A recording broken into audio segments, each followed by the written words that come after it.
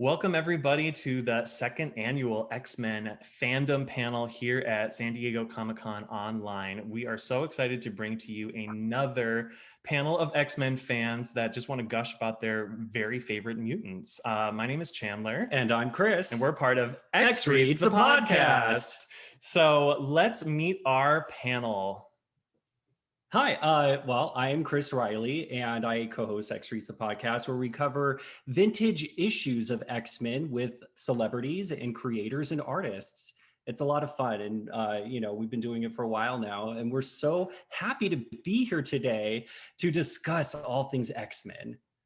I'm Dylan. A lot of people online know me as Warpath Dylan because my favorite X-Man is Warpath, and I'm coming to you from Central Illinois. And I also have my own X-Men podcast and large Facebook group that are both called House of X.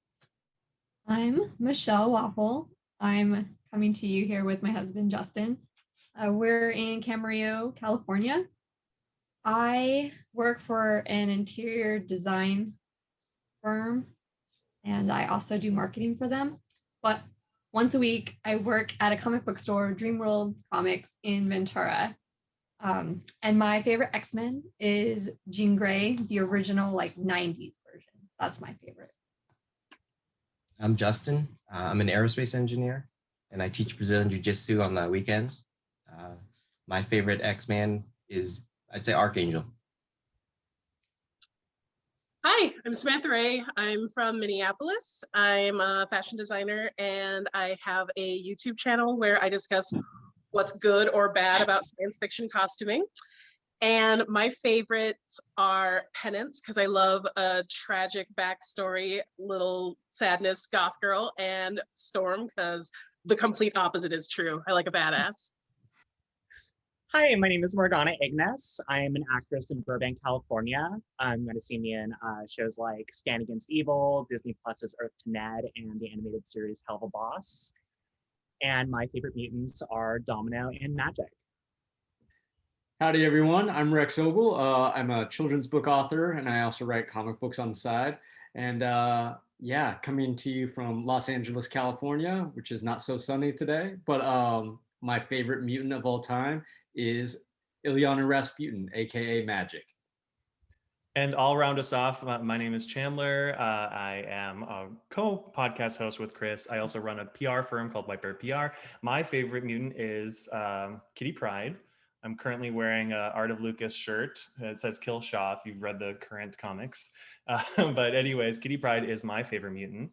The question I want to kick off to the panel is, how were you first introduced to the X-Men? Yeah, there's so many different facets to the X-Men fandom, like the action figures, the cartoon series, the movies, the comic books.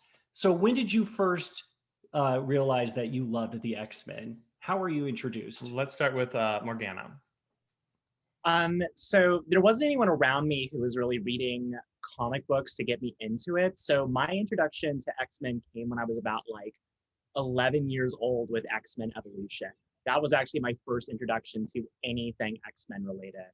And I remember becoming absolutely obsessed with that show and loving being obsessed with Rogue and Scarlet Witch and a bunch of those characters from it, and kind of being introduced to mutant lore and how that whole world works. And I basically, after getting into that show, begged my dad to take me to Golden Apple Comics in Northridge, their Valley location, and just telling him, I need more X-Men stuff. One episode a week of this show was not enough. And then having my world greatly expand, realizing that the show heavily diverted from the comics, and characters were all different here, and getting into that side of things. So it was that animated series that kind of set it off. And ever since then, I think I've been picking up comics every week for 17 years now. I love it. I love it. Let's hear from Rex. So I actually discovered comic books when there was nothing but comic books. There was not that many TV shows. I mean, I think I saw Spider-Man and Friends, which had Iceman, and that was the closest thing to X-Men that I had. But it was my friend William in 6th grade who introduced me to X-Men comic books. He was a new friend, and he sat me down and he was like, "You have to read comic books." And I was like, "I don't know, aren't comic books for dorks?" And he was like, "You just have to give it a chance."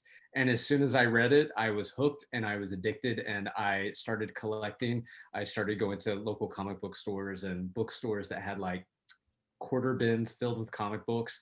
And I just started reading back issues of X-Men and New Mutants, and that was it for me. I love it. Michelle and Justin, give us your origin story.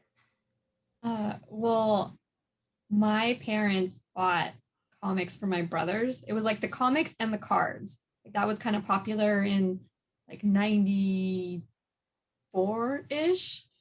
And I think the X-Men animated series was also airing or starting to air around the same time. So since my brothers were into it, I was into it. We would get up early on Saturday mornings and watch the X-Men animated series together. So it was kind of like a family thing for us.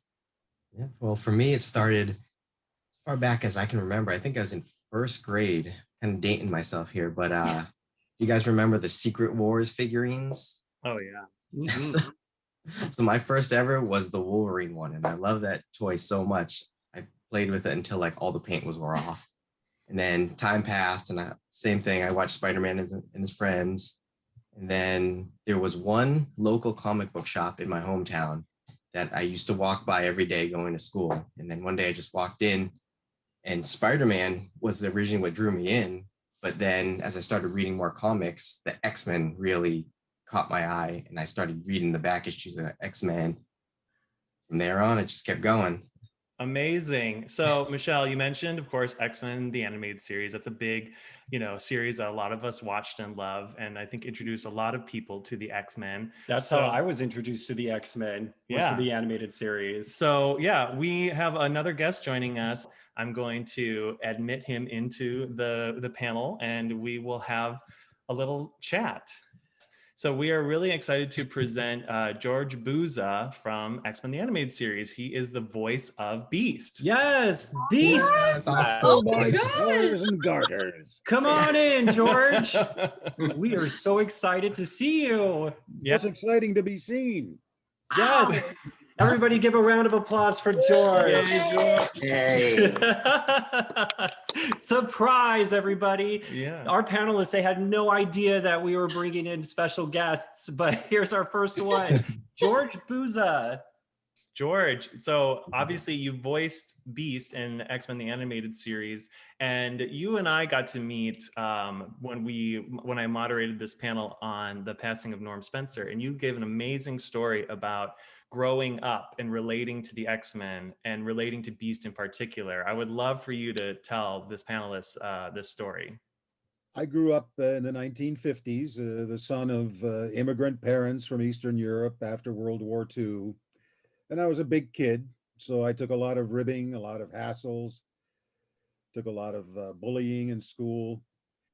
And as a big guy, I also learned that if you defend yourself, you're the one that's going to be blamed for whatever goes down. So I tried to avoid any kind of violence at all costs. And most of the time it worked out very well. Usually your size would intimidate people enough that they'd leave you alone. And then in 1962 or 61, I remember going to my newsstand to pick up the latest Superman comic book and seeing a brand new issue of this thing called X-Men. And I really identified a lot with the mutants, the fact that they were persecuted. And then years and years later, when I became a professional actor and got this call to go and audition for this thing called Project X. And I'm reading the dialogue and I'm looking at the character names. And I said, what a silly thing to call this Project X. This is X-Men. Because they were keeping it a very big secret from everybody, because it was hush hush that we were going to do this series on the X-Men. And all the people that didn't read comic books had no idea whatsoever what this was all about. Me, I was excited like a little kid again. That's something that I was familiar with from my youth. As an adult and as a professional, I was going to be able to participate in. So it was very exciting for me to get cast as Beast.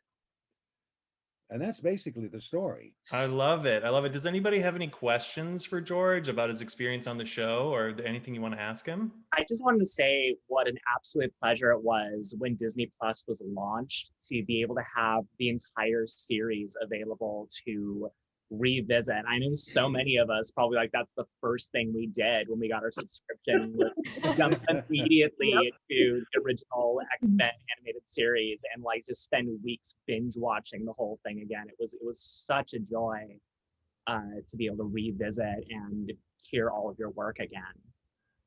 For us, it was very exciting to be viable again. The fact that after 25 years, we were back on the air. George, when you came into the Zoom, you said the stars and garters, but we were all talking. Can you say it again? All my stars and garters. Yeah. Thank They you. burdened Beast with a lot of obscure quotes and a lot of familiar quotes. And occasionally they would even sneak in things that were not quotes, stuff that they had made up. So every was time that your they were in favorite some sort of a situation, they would come up with a quote from a poet or a verse from somewhere that the Beast would utter before delivering vengeance. Right. Michelle, what was your question? I was going to ask George, what was your favorite Beast quote? Or do you remember one that you liked the best? Yes, I do have a favorite, and this is the one where he's being let in by, I can't remember the name of this lady, and she gives him some sort of orders and calls him Blue Boy. And he gets very indignant. He says, "My name is Mr. McCoy, madam, not Blue Boy." That's my favorite quote. I have a question. Yes. Did you get any of your action figures? I have one, and I bought one for my grandson. And in front of my eyes, much to my dismay, he grabs the box and goes, "Ooh, rip!" And his mother is freaking out, going, "That could have been worth a lot of money someday." I said, "Don't worry about it," because he was about 5 or 6 at 7 at the time. And I said, "What 7-year-old boy can you give a box with a toy in it and say, 'Don't open it'?" You know, it's I had fully expected it to be, because I came home with it from one of the Comic-Cons. I bought it off of a dealer there, and I knew it was going to be ripped to shreds. So I still got the box in my closet in case we ever have to put it back. Children aren't really into the action figures for the investment quality of them. Right. I bought it for him as a toy. This is what your grandpa did. You know? Yes. Awesome. Well, George, thank you so much for coming by. We really appreciate it. Everybody say goodbye to George. Thanks so much for having me. Thank you, George. Thank you so much. Bye-bye. Bye. Oh my God, that was so awesome. Yeah, that was fun. That was cool. That was fun. I have chills. I just love the X-Men animated series so much. I know all of you do too. Yeah. He had such a soothing, gentle voice, you know. Yes. That whole gentle giant approach. And I love his story about relating to the character, being bullied growing up and then loving the X-Men and then getting to play an X-Men. So That was a great surprise. Well, let's just continue on into the intricacies of our personal fandoms. I want to know, what are some of your favorite artists from the X-Men universe? Who stands out to you? Oh, I'll jump in right away and say Bill Sienkiewicz. His run on New Mutants was it was fine art. To me, it's like I'd seen comic book art before, but I'd never seen something quite as astounding as what he created. And it was just so beautiful and so different. And I couldn't get enough of it. Well, awesome that you mentioned Bill Sienkiewicz, because guess who's going to be joining us right now? Wait, no way. This was not planted at all. This is an amazing very opportunity organic. that happened. So we are so excited to have Bill Sienkiewicz joining us here on the panel. Say hi to everybody, Bill. Hey, how are you? Hi, hey, everybody. Hey, Bill. Yeah, turn on your camera so we can all say hi and Oh, see you can see the. Okay, let me just see what I can do here with the camera. you. I don't know. I'm forewarned is forearmed. You may not like what you see, so I'm just letting you know. Oh my God! Hello. There he is, everybody.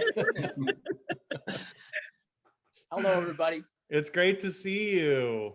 Great to see you all as well. Yeah, well, so Rex was just saying how you are his favorite X-Men artist. So Rex, why don't you, if you want to say hi Really? to Wow. Bill or anything to I say or a mean- question for him.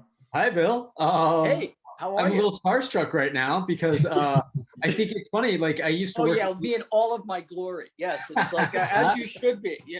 No, I'm just kidding. It's like thank you so much, man. Yeah, your art is incredible. It's just it's amazing to see. Like just sorry, I'm starstruck. Someone else talk. Bill, Oh no, I just continue. You were doing great. You were doing. Bill, I want to say that I agree with Rex. I think your art is some of my most favorite art for the same reasons that it's like a masterpiece of art that you would see in a museum that's not necessarily comic book art. And Thank you. That means a lot. whenever I think of you, I think of a Wolfsbane image that you did for trading cards, I think in like 1994, but it's just this really cool Wolfsbane image. And I don't even necessarily Is like it the one Wolfsbane where that she's much. sort of 3/4 from behind? Turning? Yes, she's yeah, like, well, I actually remember doing that piece, and I remember being very happy with the way it turned out. So yeah, there's certain ones that stick with you, as I'm sure you know. It's often the ones that you don't want to stick with you. Yeah, like you're saying, I don't necessarily like Wolfsbane, but that image is beautiful.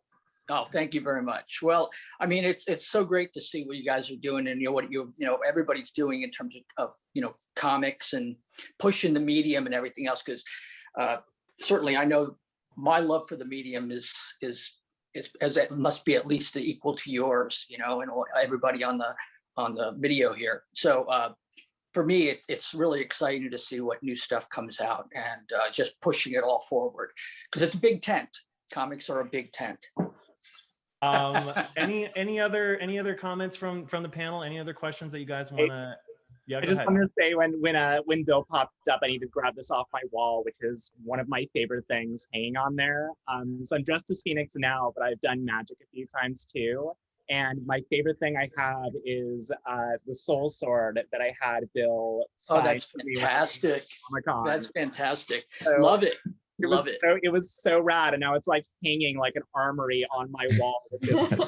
Your signature looks perfect because it almost looks like some ancient rune going down the blade of the sword. So well, that's it's it's fun to have a signature like that. It only took long, how many years to kind of come up with a signature that looks like something that a doctor would write for a prescription for Xanax, So I'm not implying that anybody needs any. Right. But definitely not within this fandom at all. Yeah. Awesome. I like that's a great costume, by the way. I mean, you're doing that's great. I love the glow of the the Phoenix there.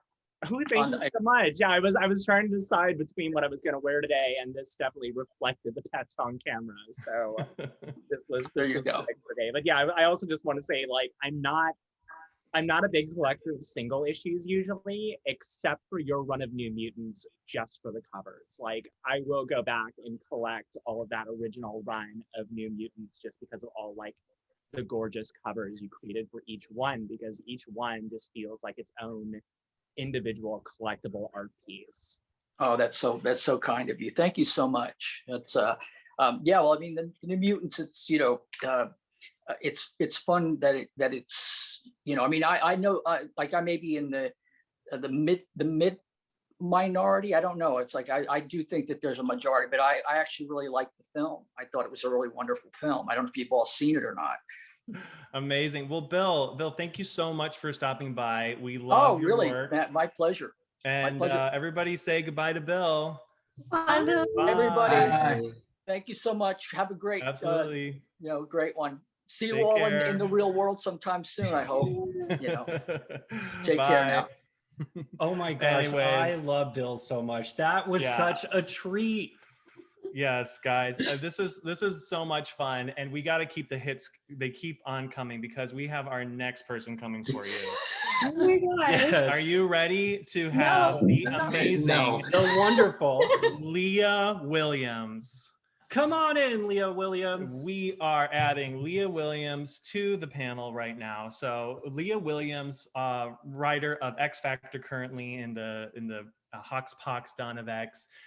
She's an incredible writer overall. Leah, hi. Hi. Oh, it's so great to have you. Thank you Thanks so much for joining having us. me. Everyone's speechless. Dylan was covering his mouth. He was so excited. Oh, Dylan, hi. I didn't even notice you. Yeah. Leah, I think I tagged you in like a billion posts online. I made a podcast episode thanking you so much for X Factor. And this is really awesome that you're a part of this because I loved your run of X Factor. You're going to make me cry almost immediately. I haven't been able to bring myself to listen to that podcast yet because I know I'm going to be a wreck once I do. So David and I are kind of like saving it for when we're ready, you know. We just sent off the last issue. We went like balls to the wall.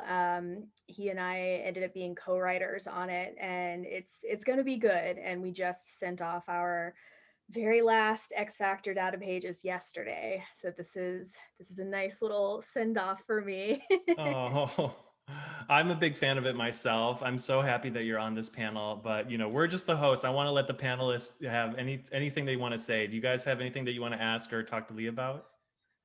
I mean, I'm just personally going to step up and say the what if Magic became the Sorcerer Supreme is, I mean, it's so good. It's so good. It made me so happy because it's like one of those things where Bendis kind of broached the topic of her meeting Doctor Strange. And I was like, oh, she should be the Sorcerer Supreme. So to have you write that, it was such a good issue. Thank you. That was another project that like felt special at the time while I was working on it, because you know, you guys are probably all creatives and working on stuff too. You can feel when something clicks in a way that is really uncommon, and What If Magic was definitely one of those projects for me. I was so upset that it was a what if because I so badly wanted more of like that magic to continue on in the storyline. The idea that she had like a nurturing, decent teacher to take her through the ropes, and I feel like that was magic at her fullest capabilities, like without so much of the trauma and actually dealing with her issues and managing to harness her power. Yeah, I feel you there. I agree. I want like a million more issues set in that same world. So it actually ended up being so popular that Marvel let me set Doc Strange the End in the same world.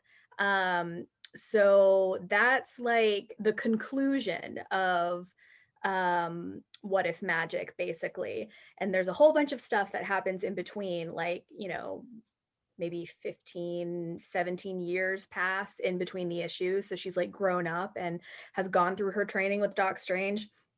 But it's the same magic and the same world, which was a really, really cool opportunity for me. Oh, and same artistic team. Because we all clicked so much the first time. We were like, yeah, let's do one more. Let's go. I'm a big fan. Yeah, I read both. I love that. The End and the What If Magic. I completely loved it. And I can't wait for your upcoming Trial Magneto. Cannot wait for the Jesse Drake and Black Cat that we just saw announced. This is all so exciting to have you on this panel. Oh, thank you so much. It's so exciting to be here. Any last kind of comments from the panel? Any questions for Leah before we bid her adieu?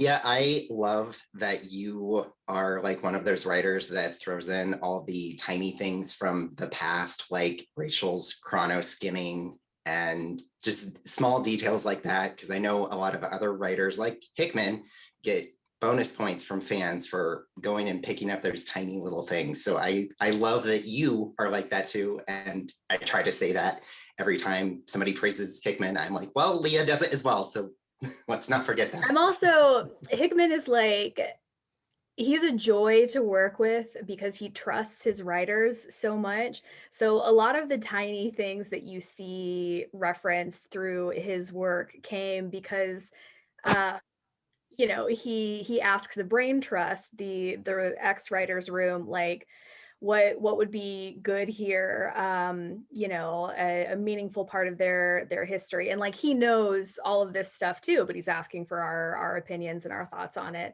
So there's one moment, I think it's it's the first time we see the X-Men getting resurrected, and there's this moment between Storm and Jean Grey where they reference like an old school moment that they had way back in the day. And that was actually my suggestion. And I was so tickled that he went with it. It made me feel like, yes, okay, I am of value to Jonathan Hickman. That's pretty cool. Amazing. I got Yes. one more question. Go ahead. Has there been any discussion at all about including Gwenpool more in Krakoa? Oh, lots. Yeah.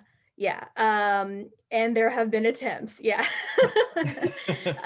She is in the MODOK miniseries right now and kind of featured over there.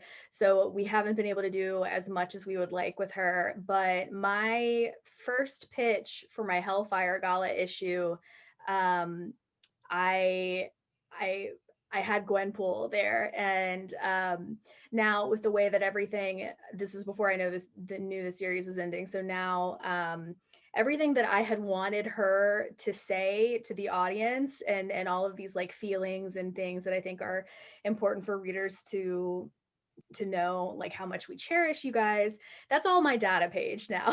Like I just wrote a letter straight up from me. So the heart is in there, if not the Gwenpool, because unfortunately she's busy girl. Yeah. Well, everybody, please thank Leah for joining us. Thank you so much. I really appreciate it. Of course, and thank you guys so much for having me. Of course, it's such a pleasure, and we'll hopefully see you at a con soon.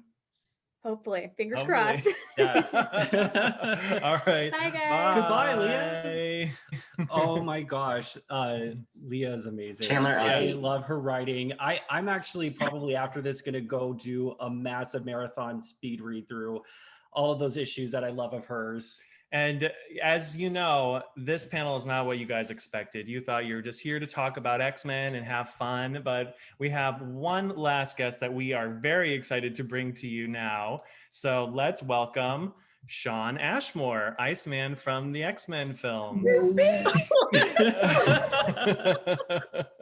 Come on in, Shawn. Welcome to the party. Yeah, we are so excited to have Shawn here. This is really such a pleasure to have Iceman from what, in my opinion, the best film. And Victoria. Come on in, Shawn. Welcome to the party. Hi, can you guys hear me? yeah. Oh yeah, Oh, there you are. Yes. Hello, hello. Hello. Hey. So yeah, this is so great. Thank you so much for joining us. You know, as we probably told you and now have told the panel, they did not expect you to be here. This is a big surprise for everybody. So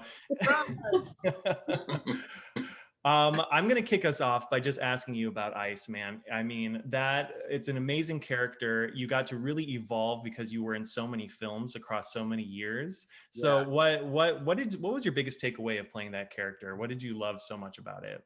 You know, well, I was a Marvel fan growing up, and I read a lot of X-Men prior to being cast. So obviously, when the role came around, I was like, yes, absolutely. Like just the opportunity to audition was exciting. But you know, I think the coolest thing for me was getting to spend so much time with the character. You know, so when we first meet Bobby, you know, he's doesn't quite have a grasp on his powers. He's like young. He meets Rogue. You have this thing. And throughout the films, as you know, Bobby became a bigger member of the team and really became like an official X-Men. Like that was exciting. And when in Days of Futures Past, I finally got to do the ice slide, I was like, yes, finally! Like now we've hit that level.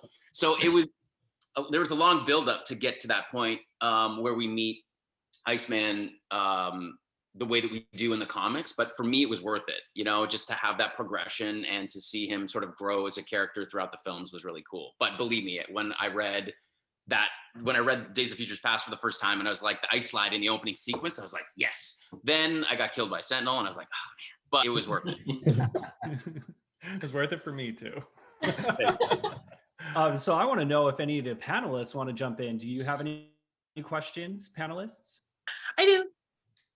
Um, was this your first choice of character that you would have wanted to be, or was there someone else you would have played? Well, I think, again, I was just excited to get the opportunity to be a part of it. So I wasn't thinking like, oh man, I wish I could audition for this part.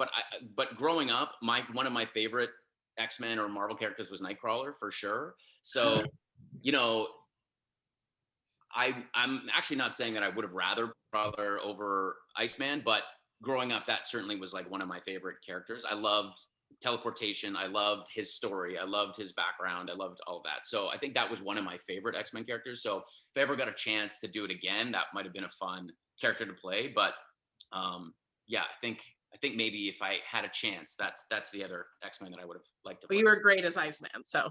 Thank you. I loved it. It felt like the right fit. You know what I mean? Like, and I think a lot of casting is sometimes you wish you could play another role or like that would be ideal. But, you know, I think a big portion of casting is just being the right fit for the role. And again, the Bobby that we started, you know, playing in the first X-Men was obviously much different than the Bobby from the comic books as well. So it's like if they had have been gone in another direction with, you know, maybe the more kind of like sarcastic, edgy Iceman that we've sort of met in the book sometimes, like it might have been another actor, but for the way that they wanted to grow this character and you know, introduce him to the film version, I think I just was the right fit, and that's sometimes all it takes. Awesome. Michelle and Justin, we haven't heard from you guys in a while. You're on a Zoom with Sean Ashmore. I know. I'm just awestruck. I know. I used to watch In a Heartbeat. Oh yeah. Yeah, you were my favorite. Yay. It's, you know, what's kind of cool is like, and it seems so random, but like when I bump into people or when people sort of recognize me from stuff, like I would say probably half the time it is X-Men. I mean, that's kind of the biggest role, the biggest franchise, obviously, that I've been a part of. But there are people still from the Disney days. It's like, oh, I recognize you in a Heartbeat, or Cadet Kelly, or Animorphs, like, and the Animorphs. I forgot about Animorphs. Yeah, like I get so much of that, and it's such a strange thing because for me, it was so long ago, and I grew up in Canada, and that's where we shot the show. And it was a Nickelodeon show, and it didn't really air in Canada till much later. So nobody knew that show, but I would come down to the States for auditions or whatever, and everybody would be like, oh my God, Animorphs. And I was like, oh yeah, people actually saw that show. So it's kind of fun. I do have a question for you. In the movies, do you ship Iceman with Rogue or Kitty? Great question. That's such a great question. You know, I think that my gut always goes with Rogue because that's where the relationship started. So I didn't necessarily love the moment in the third film where, and I can't remember, honestly, we shot so many different versions of scenes in X-Men 3. So there was like a scene where I'm ice skating on the pond with Kitty after Professor X is killed. Well, killed, you know.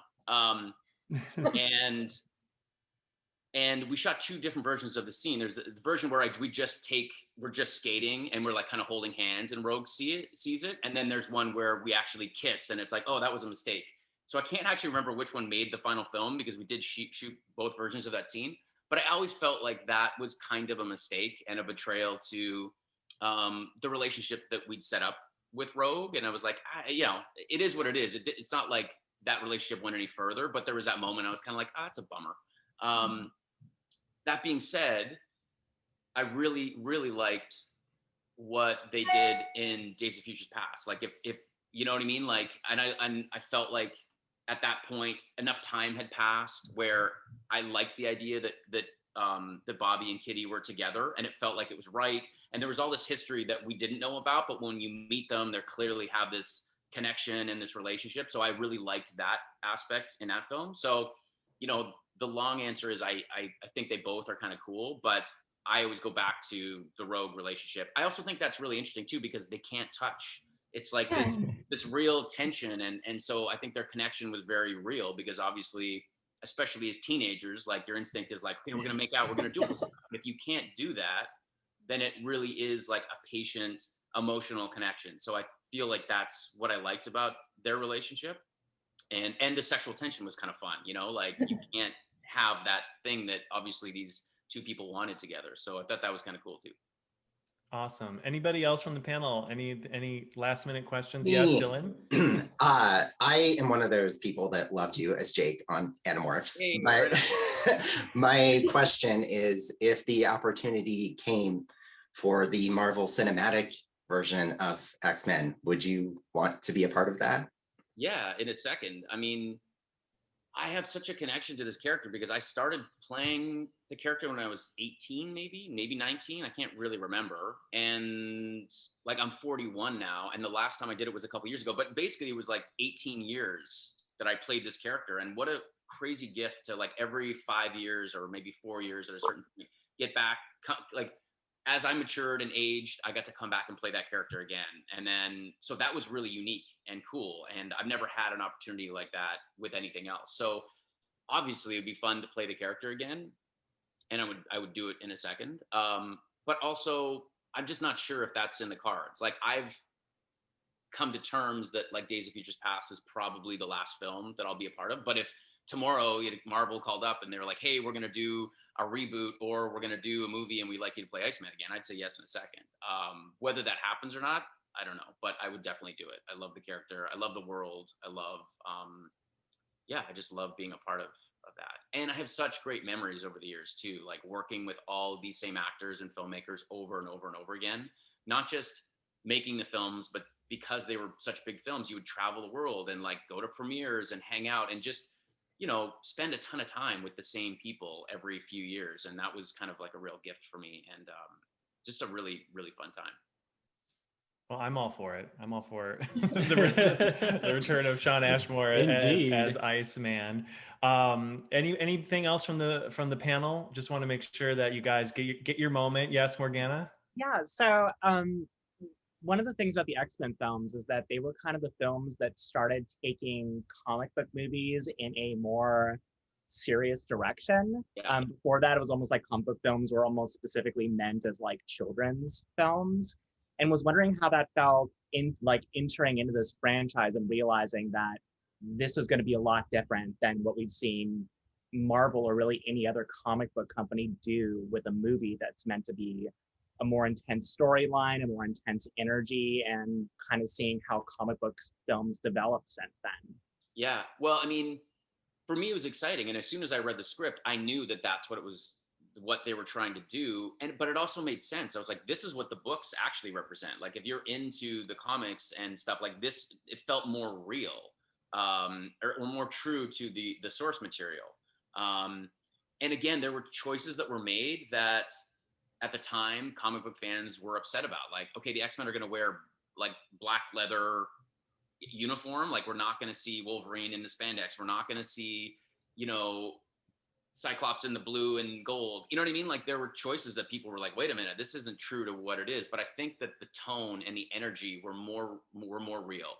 And fast forward 15 years or 20 years, and now, Captain America is wearing essentially the same costume, the same colors, the same flair, as well as other characters. So I think there had to be sort of like in that translation from comic to film, especially like you were saying, taking it more seriously, there had to be a few changes that were made to then come around to be like, oh yeah, people will take that costume seriously. It's about the tone, it's about the character, it's about the energy that needs to feel serious. And again, I think casting Patrick Stewart and Ian McKellen in those roles were the real grounding. You have these two incredibly talented theater actors that took these roles as seriously as they would, something that they're doing on stage, some Shakespeare or whatever performance they were doing. And I felt like they brought that energy to it. And I think that's what Brian was looking for when he decided to make these films. And so I think that was a huge part of grounding these films and making them, I think more what true comic book fans wanted to see. So I felt that immediately. I was like, oh, this is like a serious movie, and it's still fun. You still get these abilities, these powers, but in that first film, especially too, the relationship between like Wolverine and Rogue, like those scenes on the train, they were so grounded, so real, so emotional. And I remember, I think that was one of the first scenes that I saw was the scene where on the train, I think between Hugh and Anna, and I was like, oh, this is like a legitimate dramatic scene. This is not a comic book film, or it's not goofy. It's not just going for the fun. It's like it's really emotionally grounded and powerful, and I think that's kind of set the stage. Totally. Absolutely. Well, Sean, thank you so much for joining us here on the panel. It was so amazing to have you drop in and surprise everybody. So we really appreciate you taking the time. Everybody give a round of applause for Sean Ashmore. See you later. Yeah. Thank you so much. All right. That was Wow. We That did was so it. cool. Did you? I cannot believe your faces. You were all surprised, weren't you? Did you have any idea that you were going to be surprised by all of these X-Men universe celebrities and Oh, that is awesome. creators and No, artists? didn't. This was a great treat. Yeah. Yeah. Sean Ashmore is up on the level of like Hugh Jackman as representing the X-Men. Like I will forever see him as Iceman, just like people forever see Hugh Jackman as Wolverine. Absolutely. Well, we're so glad that we could put together this panel for you guys. Sorry you didn't get a chance to talk about your love of X-Men so much, but your interactions and your surprised faces said more words than any. So we're going to wrap up the panel, and why don't we go in the same order that we did as we introduced ourselves, but tell us about who is the favorite person that you saw today, and give us like your social media handles. How can people find you if they want to interact? Yeah, let's start out with Dylan.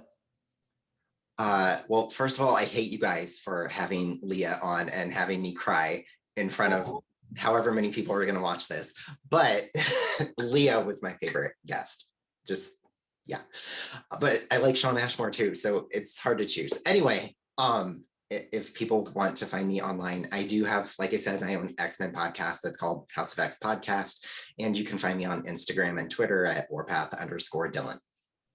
I think for me, it was definitely going to be Sean Ashmore because, oh my gosh, like I had the biggest crush on him in a heartbeat. And then I forgot he did Animorphs too. And I liked the first X-Men film. Like it was good. They took some liberties, but overall, I think it really got people into the X-Men universe. If not for the animated series, like I think this was like the next step, especially since like we grew up with the animated series, and then as we got older, they came out with movies. It was fun to see it go from animation to live action. And I'm on Instagram, Michelle Waffalo. Or you can just search Michelle Waffle. I think I'm the only one on there. And I would have to probably say Sean Ashmore too. I'd say Days of Future Past by far was my favorite movie. That he finally got to show how much of a badass Iceman really is in that movie. And I'm on Instagram, but I don't post too much. It's JT_Otero. Nice. Sam? All right. I liked all of them, honestly. Like seeing the different parts of the creation of it and how excited they all like are about the thing they made was really sweet and inspiring. So I liked them all. I thought they were great. Sean was really fun because he just went in depth a little bit more, and I thought that was great. You can find me Samantha Ray, REI official on Instagram, and the Samantha Ray on Twitter. And then on YouTube, it's Cinema Attire, all one word. Morgana? I just have to say, not only did you do an amazing job bringing in such great guests, but such a variety of guests from different aspects of the X-Men fandom. So it was so great to hear from everybody on their like individual contributions to it, from like George's iconic voice and Bill talking about his artwork and style. I think Leia is one of the best X-Men writers in years. My heart is broken that X Factor is ending in the next issue, because that could have gone on for years and years with everything that I would have liked to have seen her go over. It was just such a joy to hear from everybody and get everyone's perspective on how they contributed to this amazing storyline. And where can we find you online? You can find me on Instagram at Ignisgram or IgnisQuote on Twitter, and watch me on Earth to Ned and Help a Boss. Awesome. And Rex? I mean, that was a wild ride. This is not what I expected at all. And I think it's hilarious that I got completely tongue-tied when Bill Sekovich came on, just because I remember my first San Diego Comic-Con. I approached his table to talk to him, and I couldn't get the words out. So I mean, the same thing happened again here, but it was still very cool to like meet him online. So yeah, I mean, all of the panelists were amazing, and so were the guests. And where can we find you online? You can find me at Third Rex on Instagram. Awesome. What about you? Oh my gosh, I loved hearing from George from X-Men the Animated Series. His role as the Beast was so iconic, and it touched so many lives. And that's how I was introduced to the fandom. So, you know, just hearing anybody from X-Men the Animated Series sends my nostalgic heart into overload. Mm-hmm. Absolutely. And what about online? Where can people find Where you? can people find me? Yeah. Well, they can find us actually at X Reads Podcast on all social media platforms. That's the letter X, READS podcast. Correct. Yeah, I loved everybody. I am a huge Leah Williams fan. So that was like a big win, you know, putting this panel together, asking these people, seeing if they'd be willing to dedicate some time on their Sunday to join us on Zoom. And when I got that yes, I just was like, so excited. So but I love all of them. I thought they were all fantastic. Yes, everybody was wonderful. Yes. So everybody, thank you so much for joining us today. We hope you had a good time and had a nice surprise. Thanks for being tricky boys. I know. This was so fun. Yeah, and if you're watching this out here in the world, make sure to go and watch the X-Men, the cartoon version, the anime version, the movies, the comic books. Mm-hmm. There's so much to take in from the X-Men fandom.